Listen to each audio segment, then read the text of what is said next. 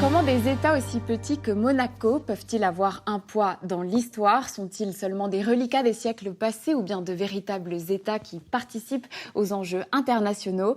Pour répondre à ces questions, j'ai invité aujourd'hui Jérôme Tourbeau. Bienvenue sur le plateau Démocratia. Bonjour. Jérôme Tourbeau, vous êtes démographe, ingénieur de recherche au ministère de l'Enseignement supérieur et vous avez publié en 2020 cet ouvrage « Les micro-États européens à l'épreuve de la modernité, enjeux socio-démographiques ». Oui. Avec vous, Pierre-Alexis Blévin, vous êtes membre associé à l'Institut du droit public et de la science politique à l'Université Rennes 1. Vous êtes avocat en droit public et vous avez publié cet ouvrage, Les micro-États européens, études historiques, juridiques et fiscales, Andorre, Liechtenstein, Monaco, Saint-Marin et Vatican. Bienvenue sur ce plateau. Merci, bonjour. Alors nous commençons l'émission avec la une de l'histoire, cette fois-ci pas de journaux mais un tableau de Philippe Foltz présentant l'oraison funèbre de Périclès qui rend hommage à la cité d'Athènes. Voici ce que Périclès nous dit. Notre constitution politique n'a rien à envier aux lois qui régissent nos voisins. Loin d'imiter les autres, nous donnons l'exemple à suivre. Athènes est la seule cité qui se montre supérieure à sa réputation. Un Périclès dithyrambique donc, mais c'est vrai qu'Athènes est très souvent cité comme exemple. Est-ce qu'on peut dire que cette cité-État est peut-être le plus vieux micro-État au monde? Pierre-Alexis Blévin. Je pense que sous l'Antiquité, il y avait une panoplie d'États et de micro-territoires. Et Athènes, au même titre que Rome ou Sparte, peut être considérée comme une cité-État. Aujourd'hui, on a Monaco qui est une cité-État également, hein, puisqu'on a l'échelon communal et l'échelon national qui se superposent sur le même territoire. Est-ce que Athènes est un modèle donc, de micro-État ? Je ne suis pas sûr que les Athéniens avaient conscience de vivre dans un micro-État. De même que les habitants de la Rome antique ou de la République de Venise. En fait, pour moi, la notion de micro-État s'applique à des territoires qui ont un mode de fonctionnement particulier en raison de la petite taille de leur population. Justement, avant d'aller plus loin, je voudrais qu'on soit clair sur ce qu'on entend par micro-État. Je voudrais vous montrer tout de suite une courte vidéo qui nous fait un retour rapide sur les micro-États qui existent aujourd'hui dans le monde. Certains sont si petits qu'on ne les connaît pas tous. On en parle tout de suite après. Dans le monde, il y aurait aujourd'hui 28 micro-États. Des micro-États sud-européens vieux de plusieurs siècles et majoritairement continentaux, comme Andorre, Liechtenstein, Malte, Monaco, Saint-Marin et le Vatican. On trouve aussi des micro-États issus des décolonisations, qui ont la particularité d'être surtout des îles, des archipels ou des territoires enclavés, comme le Cap-Vert, les Maldives, les Seychelles, ou en Océanie les îles Samoa ou les îles Marshall. Enfin, les décompositions de l'URSS et de la Yougoslavie ont entraîné l'émergence de nouveaux micro-États tels que le Monténégro. Depuis cette époque et encore aujourd'hui, d'autres micro-États comme la Transnistrie ou le Kosovo ne sont pas reconnus par toute la communauté internationale. Avant que nous n'allions plus loin, Jérôme Tourbeau, est-ce que vous pouvez nous donner une définition de micro-État? Qu'est-ce que ça veut dire? Alors, le micro-État n'existe juridiquement pas. Le droit ne définit pas l'État en fonction de sa taille. En revanche, le droit définit ce qu'est un État. Alors, c'est un territoire souverain, peuplé d'une population permanente et doté d'un gouvernement qui exerce le pouvoir et qui est capable de nouer des relations diplomatiques. À partir de là, certains auteurs s'emparent de la notion de micro-État, pour désigner des territoires qui ont des petites populations ou des petites superficies. Par exemple, quelles sont les échelles qui sont choisies? Alors, selon les auteurs, ça va être 50 000 habitants, ça peut être 100 000 habitants, 1 million d'habitants, 10 millions d'habitants, ça dépend. Par exemple, pour l'Inde ou pour la Chine, est-ce que la Suisse et la Belgique sont des micro-États? Alors, personnellement, je préfère utiliser des critères qualitatifs pour définir ce qu'est le micro-État.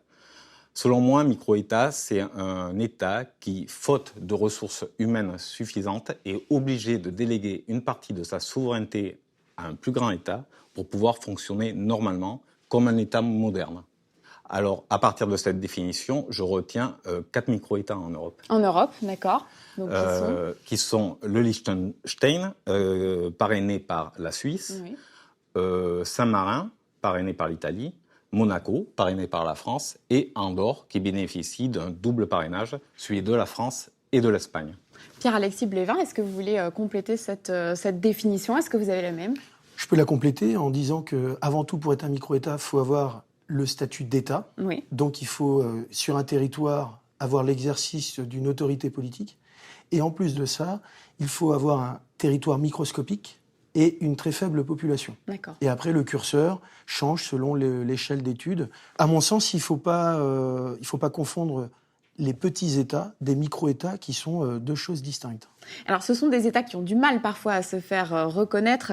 J'ai noté pas mal de qualificatifs assez péjoratifs. État lilliputien, aberration, survivance anachronique, parodie d'État ou encore archaïsme folklorique. Est-ce que les micro-États sont moins des États que les autres États ? Ce sont des États à part entière, mais ce sont des États qui ont su adapter leur souveraineté à l'évolution historique, notamment sur les micro-États européens, à l'évolution historique de l'Union européenne et de l'Europe. Et donc, ils ont adapté leur environnement en passant des accords internationaux avec leurs voisins pour garantir leur souveraineté. Et ça se voit parce qu'ils sont en union monétaire, en union postale, en union douanière, avec leurs voisins pour pouvoir assurer les attributs de leur souveraineté. Alors, on va développer un petit peu plus loin sur justement ces rapports avec les grands voisins. Mais d'abord, sur cette capacité d'adaptation, ces micro-États européens, ce sont des États qui sont extrêmement vieux. Par exemple, Saint-Marin, c'est la plus vieille république du monde. Est-ce que ça leur donne une certaine légitimité d'avoir cette histoire ? Alors c'est vrai que la plupart des micro-États ont une histoire très longue, dans lesquelles d'ailleurs ils puisent des éléments plus ou moins mythiques pour construire leur identité nationale. Un peu comme tous les États. Andorre, par exemple, a le Parlement le plus ancien d'Europe, n'est-ce pas ? Et même son histoire remonterait au 8e siècle, lorsque les Andorrans auraient aidé Charlemagne à repousser les Arabes hors de son royaume. En remerciement, Charlemagne aurait rédigé une charte leur accordant la souveraineté. Alors, vous avez parlé d'identité forte. Je relève, parce que je pense que peu de personnes connaissent, par exemple, l'identité monégasque. Est-ce qu'il y en a une ? Est-ce qu'il y a une langue, par exemple, autour de laquelle le peuple monégasque se reconnaît ? Il y a une véritable identité dans ces micro-États. Il faut savoir que les micro-États sont un peu des villages à l'échelon international. Tout le monde se connaît. Et à Monaco, notamment, il y a un dialecte monégasque qui est enseigné dans les écoles. Voilà. D'accord, très bien. Et en Andorre, c'est le cas aussi Alors, à Andorre, la langue nationale du pays, c'est le catalan. C'est d'ailleurs le seul pays au monde à avoir pour langue officielle le catalan. D'accord. Après, tous les Andorrans parlent également espagnol et français, c'est-à-dire les langues de ces États parrains. Absolument. Je vais revenir sur le cas de Monaco, parce que le monégasque, c'est un dialecte ligure, mais qui avait perdu pratiquement tous ses locuteurs dès la première moitié du XXe siècle. Et donc, c'est depuis quelques années que les autorités monégasques tentent de raviver... Donc, il y a eu un renforcement de l'identité monégasque. Exactement, qui permet à l'État de retrouver une culture forte. Alors justement, cette culture forte, elle est aussi construite autour de régimes qui sont assez atypiques, certains diraient même anachroniques. Est-ce que par exemple, vous pouvez nous expliquer le système des coprinces à Andorre ? Comment est-ce que ça fonctionne ? Le système des coprinces, c'est un système qui est ancien. Il remonte au paréage du XIIIe siècle. Et à l'origine, c'est un système coutumier qui a été constitutionnalisé en 1993. On a un partage de l'exécutif entre l'évêque d'Urgell, l'évêque d'une petite ville de 10 000 habitants à 20 km d'Andorre, en Espagne. Du côté Espagne. Et avec le président de la République française qui a, en quelque sorte, hérité de ce coprincipat par Henri IV, puisqu'on a une origine historique, les rois de France, grâce à Henri IV qui, de par les mariages princiers et autres, a obtenu ce coprincipat et qui, par le temps, s'est perduré et a été exercé par les différents chefs d'État français. Et donc, ça veut dire que aujourd'hui, Emmanuel Macron est le coprince d'Andorre. Tout à fait. Et alors, c'est jusqu'en 1993, donc la date de la première constitution et actuelle constitution d'Andorre, les coprinces exerçaient le pouvoir, par l'intermédiaire de représentants, des viguiers, et ils y exerçaient un pouvoir absolu, de type féodal. Alors, en 1993, c'est terminé. Ce que je voudrais au moins peut-être ajouter, c'est qu'en plus, le président de la République exerce ses fonctions de manière distincte de ses fonctions de chef d'État. Et tout ce qu'il exerce, tous ses pouvoirs en qualité de coprince, sont considérés comme des actes de gouvernement insusceptibles de recours devant les juridictions françaises. Donc c'est complètement distinct de ses fonctions de président de la République. D'accord. Alors, par exemple, au Liechtenstein, le prince également ne peut pas être inquiété devant la loi. Est-ce que ça pose un problème, ça, pour les règles aujourd'hui de l'Europe et la démocratie? Alors, tant le prince du Liechtenstein que le prince de Monaco ne peuvent pas être inquiétés par la justice et ils ont la particularité d'exercer réellement le pouvoir, contrairement aux autres monarchies constitutionnelles européennes. Par exemple, le prince de Monaco exerce le pouvoir exécutif par l'intermédiaire d'un gouvernement qu'il nomme et qu'il peut révoquer. Il exerce également le pouvoir législatif qu'il partage avec le Conseil national, c'est-à-dire le Parlement. Il a l'initiative des lois et il doit les sanctionner pour qu'elles puissent être promulguées. Et il peut en plus dissoudre ce Parlement. Le prince du Liechtenstein a des pouvoirs assez similaires, à la différence que le peuple de ce pays a également beaucoup de pouvoirs. Par exemple, il peut déposer des initiatives visant à abroger ou à modifier des lois. Des référendums, par exemple, au Liechtenstein, c'est ce qui a été fait. C'est ça. Et le peuple peut même déposer une initiative visant à abolir la monarchie. Donc finalement, une forme de démocratie atypique, mais tout à fait démocratie, si on peut dire. Je voudrais maintenant qu'on a compris un petit peu mieux qui étaient ces micro-États, à quoi ils ressemblent et comment ils fonctionnent. Peut-être qu'on comprenne quel rôle ils peuvent avoir dans l'histoire et dans les relations internationales. Je voudrais vous montrer maintenant cet extrait d'un épisode de Démocratia que nous avions consacré à la diplomatie du Vatican. J'avais demandé à Frédéric Lemoyle, spécialiste de cette question, s'il n'était pas un peu hypocrite de parler de neutralité. Voici sa réponse. La neutralité, elle est politique. Et c'est la politique d'un État, parce que, et ça c'est absolument fondamental, le catholicisme est dans une situation tout à fait particulière, c'est une religion qui a un État. Et cet État, donc créé en 1929, recréé en 1929 avec les accords du Latran, impose une neutralité politique. C'est-à-dire que la papauté ne doit pas se mêler des conflits entre États, des conflits internationaux, sauf à jouer le rôle d'arbitre de ces conflits. Il ne faut pas confondre la neutralité avec l'impartialité, car l'impartialité, le pape, c'est sa mission, doit dire le bien et le mal, dire ce qui est bien et dire ce qui est mal dans les actions des gouvernements. Cette neutralité qui est revendiquée par la plupart des micro-États lorsqu'émergent des conflits, par exemple, c'était supposé être le cas pour Monaco, c'est à quoi s'intéresse le film d'Edouard de Malvenuti. Pourquoi ? Est-ce que cela vient du fait que les micro-États n'ont pas les moyens d'avoir une armée ? Est-ce que c'est seulement cela ?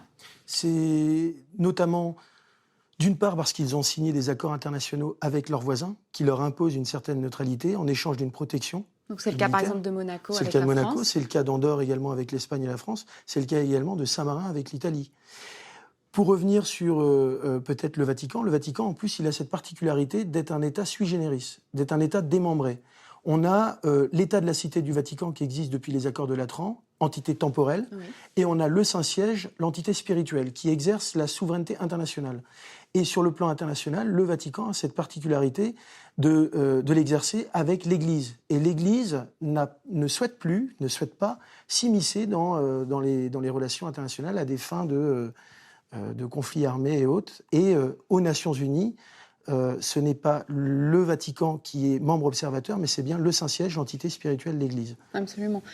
Et d'ailleurs, on peut se poser la question de l'étaticité du Vatican, puisque sa population est composée essentiellement de membres du clergé et de sa force armée, la garde suisse.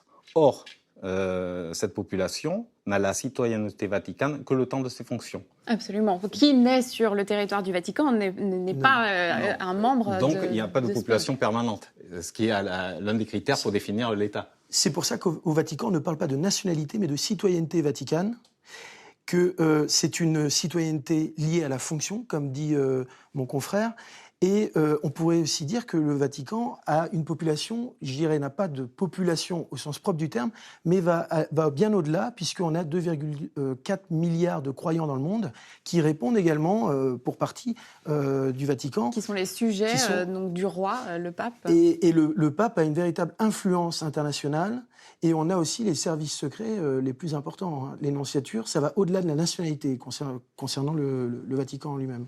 Sur la neutralité des micro-États, notez qu'à Saint-Marin, tous les citoyens âgés de 16 à 60 ans sont susceptibles d'être appelés pour défendre le pays et donc de constituer une armée. Et par exemple, Saint-Marin, pendant la Seconde Guerre mondiale, il y a eu un parti fasciste, donc ça n'a pas été un territoire... Comme dans son État parrain.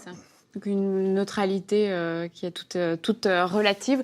Je voudrais vous faire réagir à ce tweet historique. Il nous vient de Thucydide qui disait en 75 caractères « Les grands États font ce qu'ils veulent, les petits font ce qu'ils doivent ».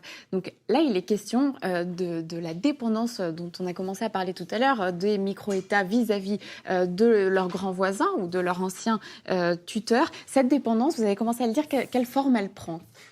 Par exemple, pour Monaco, on a l'article 1er de la Constitution qui dispose que Monaco est un État souverain que dans le cadre des principes généraux du droit international et des accords que la France passe avec les autres États.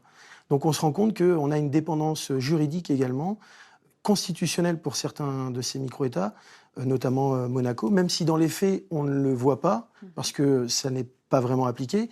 Et puis on a une dépendance également en termes d'attributs de la souveraineté. On se rend compte qu'à Andorre, par exemple, c'est le service postal espagnol et français qui s'exerce à Andorre, qui ont complètement délégué leur souveraineté postale. Souveraineté douanière également. On se rend compte, par exemple, qu'à Monaco, les 1000 premiers mètres sont sous régime monégasque et au-delà des 1000 premiers mètres, on applique le droit français. Les 1000 premiers mètres, pourquoi ? Parce qu'on a l'héliport de Monte-Carlo, ça lui permet de naviguer.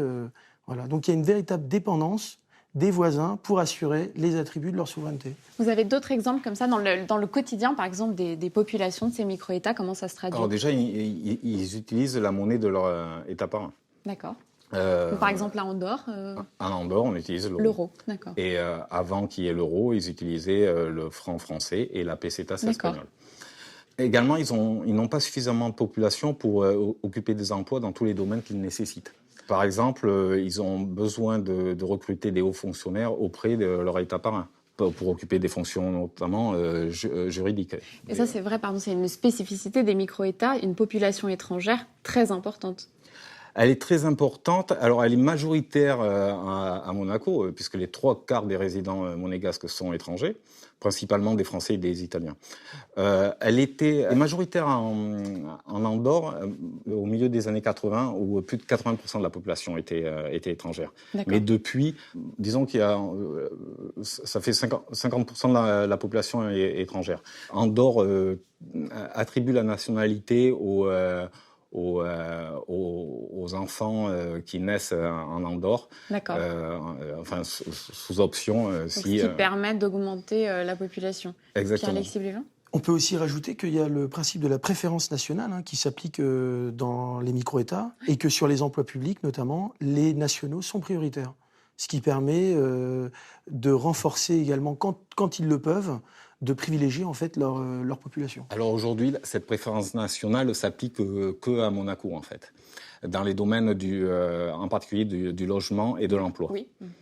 Alors pourquoi dans le logement ? Parce que la plupart des Monégasques sont des gens normaux avec un pouvoir d'achat tout à fait normal. Donc il y a un plafond de loyer pour les Monégasques qui s'applique uniquement aux Monégasques. Il y a des logements réservés pour les Monégasques, puisque le prix au mètre carré actuellement à Monaco est de 10 000 euros. Donc évidemment, les Monégasques ne pourraient pas se maintenir dans le pays s'il n'y avait pas ce genre de mesures politiques. Et concernant donc leur place dans les relations internationales, est-ce que cette souveraineté particulière, cette souveraineté dépendante des autres, est-ce que ça peut justifier aussi, ça explique le fait qu'on ait mis du temps à accepter les micro-États à la grande table, par exemple de l'ONU, de la Société des Nations à l'époque ? Ce qui s'est passé, c'est que déjà, la contrainte qu'ils avaient, c'était des contraintes financières. Ils ne pouvaient pas, de par leur budget, participer comme les autres États aux exigences de la Société des Nations et des Nations Unies. Et puis, il y a une deuxième contrainte, c'est qu'à l'époque, on n'acceptait pas que des États qui représentent 0,2% de la population aient une voix qui compte autant que de gros États. Donc, au départ, il y a quand même un certain nombre... il y a eu des projets pour les faire rentrer aux Nations Unies sans avoir les mêmes droits que les autres États. Avoir le droit de vote. En fait, certains États craignaient que si on acceptait les micro-États, cela reviendrait à donner une seconde voix aux États parrains lors des procédures de vote. Qui allait exercer une influence. Donc, et aussi, une augmentation sensible du nombre de petits États susceptibles d'être influençables risquait de déstabiliser les équilibres politiques déjà constitués entre les grandes puissances. Et aujourd'hui, vous diriez, donc, ils ont maintenant qu'ils sont intégrés donc, dans ces organisations internationales, ils ont un poids? Ils ont des micro-rôles parce qu'en fait, ils sont représentés souvent par leurs États parrains. Par exemple, Andorre s'aligne sur la position de la France, généralement. Sauf lorsque la France est en désaccord avec l'Espagne. Dans ce cas-là, elle s'abstient. C'est la neutralité, voilà. D'accord. Je voudrais qu'on passe quelques instants seulement sur la question des paradis fiscaux. Pierre-Alexis Blévin, vous y avez consacré un ouvrage. Il y a un phénomène assez intéressant. La majorité des paradis fiscaux sont des micro-États. L'inverse n'est pas vrai. Pourtant, ça pose quand même, ça crée des préjudices envers les micro-États. Est-ce que c'est justifié? D'où est-ce que ça vient? Tout simplement par le fait que les micro-États ont des territoires tellement microscopiques qu'ils n'ont pas pu, et ils ne peuvent pas pour certains, développer une économie basée sur le secteur primaire et secondaire. Du coup, ils sont allés sur le tertiaire et ils offrent des outils juridiques et fiscaux attractifs qui leur ont permis de développer la finance et le secteur bancaire. Et en Europe, par exemple, on dit qu'il n'y a pas de paradis fiscaux en Europe. En fait, on dit qu'il n'y a pas de paradis fiscaux en Europe parce qu'il n'y a pas de définition officielle du paradis fiscal. En tous les cas, les atouts de ces micro-États, en termes de fiscalité et autres, font d'eux de petits États sur le plan de la superficie, mais de gros États sur le plan financier, qui aujourd'hui deviennent incontournables dans les discussions sur le sujet. Pour terminer l'émission, j'ai contacté Frédéric Rouvillois, qui est essayiste et juriste, qui s'est beaucoup intéressé à la question des micro-États. Et je lui ai demandé si, selon lui, l'avenir sera celui des micro-États. Voici sa réponse. On pourrait dire d'abord que c'est une question d'actualité, si on en croit le succès inouï de la série de Netflix Tribes of Europe, qui précisément envisage le remplacement des États ordinaires par des micro-États suite à un cataclysme. Maintenant, plus sérieusement, si vous voulez, la réponse à votre question, c'est oui et non. Non, tout d'abord, dans la mesure où, de toute évidence, les micro-États ne sont pas plus qu'autrefois en mesure de répondre aux problèmes essentiels du moment, la sécurité, l'immigration, le sanitaire, etc. En revanche, oui, si on considère que les micro-États peuvent être un modèle du point de vue de, notamment, la thématique de l'identité, de la cohérence, de l'enracinement, des limites, autrement dit, autant d'éléments qui sont absolument indispensables au bon fonctionnement de l'État et de la démocratie contemporaine. Alors, depuis 1945, il y a une multiplication du nombre d'États. Jérôme Tourbeau, est-ce que vous pensez que cela va continuer? Est-ce que peut-être la Corse pourrait un jour faire partie de cette liste assez restreinte des micro-États européens? En fait, partout où des peuples ont le sentiment de ne plus être protégés par leurs États, c'est-à-dire en particulier des effets délétères de la mondialisation dans les domaines économiques et culturels, il pourrait y avoir des revendications irrédentistes. La Corse, pourquoi pas, mais la question est de savoir est-ce que ça serait un État de type normal ou un micro-État? Et si c'est un micro-État, alors quel serait son État parrain? Ça veut dire une dépendance à la France continue. Encore. Alors, en attendant, je réagis à ce que disait Frédéric Rouvillois à la fin de sa vidéo. Il parle de modèles. On pourrait peut-être prendre ces États, en tout cas, comme des modèles. Qu'est-ce que vous en pensez? Alors, si on les prend comme modèle, ça ne sera certainement pas dans le domaine fiscal. Parce que si tous les pays du monde appliquent une basse fiscalité, non seulement il n'y aura plus d'avantage à le faire, et en plus, les États risquent de rencontrer des difficultés pour se financer. En revanche, ils peuvent peut-être faire office de modèle dans les domaines de la sécurité économique et culturelle qu'ils peuvent apporter à leurs citoyens. Par exemple, les micro-États accordent très peu la nationalité aux étrangers qui le demandent. Le but étant d'avoir une société, des citoyens assimilés culturellement et donc d'avoir des relations politiques pacifiées. Pierre-Alexis Blévin, pour terminer l'émission, pour vous, qu'est-ce qu'on peut garder, qu'est-ce qu'on peut prendre comme exemple de ces micro-États ? Ce qu'on peut prendre des micro-États, c'est surtout leur force d'adaptation à leur environnement. Et puis aussi, ce sont des États sains d'un point de vue démocratique. Oui. Très bien. Alors justement, pour une émission qui s'appelle Démocratia, ce sera le mot de la fin. Merci beaucoup à tous les deux d'être venus sur ce plateau. Et je vous donne rendez-vous très vite pour un nouvel épisode de Démocratia.